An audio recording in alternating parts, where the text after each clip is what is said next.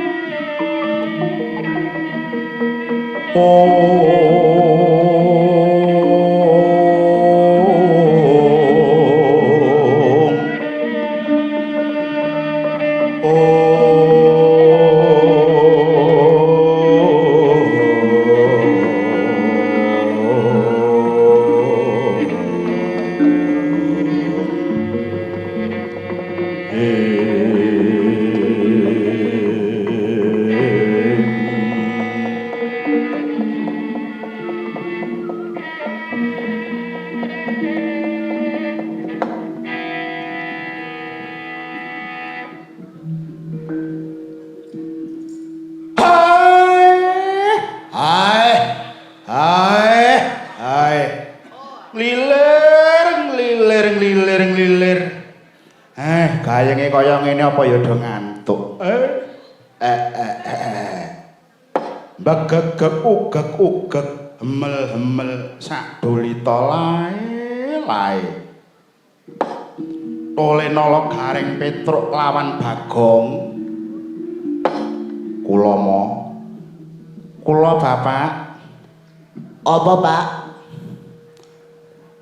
Bungah rasane ngatiku dene anak-anakku padha nglipur marang aku. Sumurupa tole aku meneng ora sebab nesu karo kowe kabeh kuwi ora. Olehku meneng mung sebab aku lagi prihatin gagas ibumu kanastren ingkang lunga tanpa pamit. Lho, si Bu lunga to, Pak? Lho, si Bu kesah to, Pak? Kepara nyata ngger kurang luwih wis ana jroning Dwi Candra iki durung katon bali ibumu kanastren kuwi tole nyang endi tindake mo ora pamit cekake ora seneng pikirku yen ibumu durung bali nadeni marang aku. Mula iki dadi pepeling marang anak-anakku aja sok daksya marang ibu. Aja daksya marang kaum wanita. Ngelingono ibu kuwi tanggung jawabe abote meh kaya dene nyangga gunung. Mula tak jaluk nganti banget aja padha sewenang-wenang marang kaum ibu ya tole. Wah, mboten mo. Wah, mboten, Pak. Mula aja nganti kok mbasakne bojo kuwi terus kanca wingking go.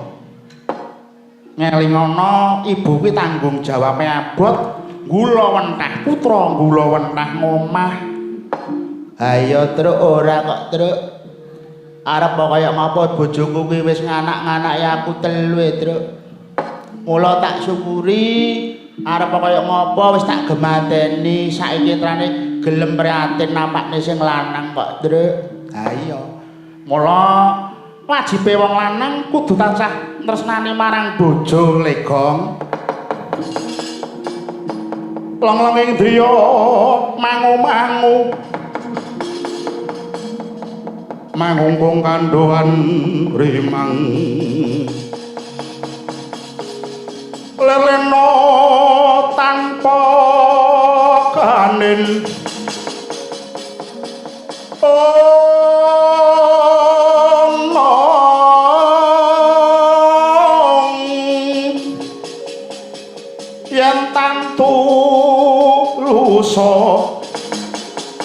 mengko sang Dyah Utama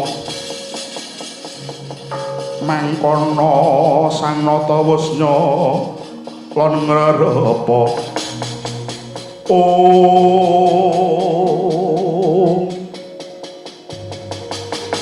Eca lawan sabda sang Nayataka katungka gegering gawe sawaning duta saking Ngastina Pancawati dalah ngamarta rerepeh marang ing sang Nayataka lan samarata moring suksma sinuksma yo sepi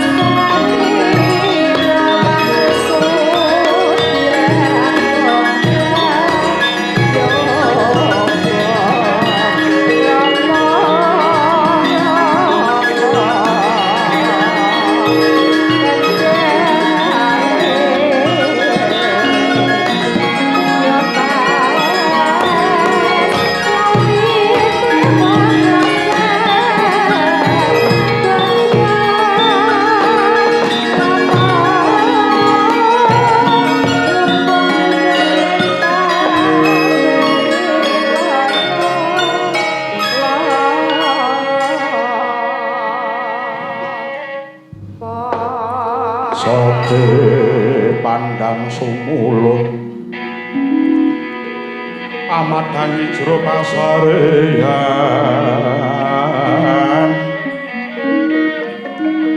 menane wadana remo-remo kalingan kandhangan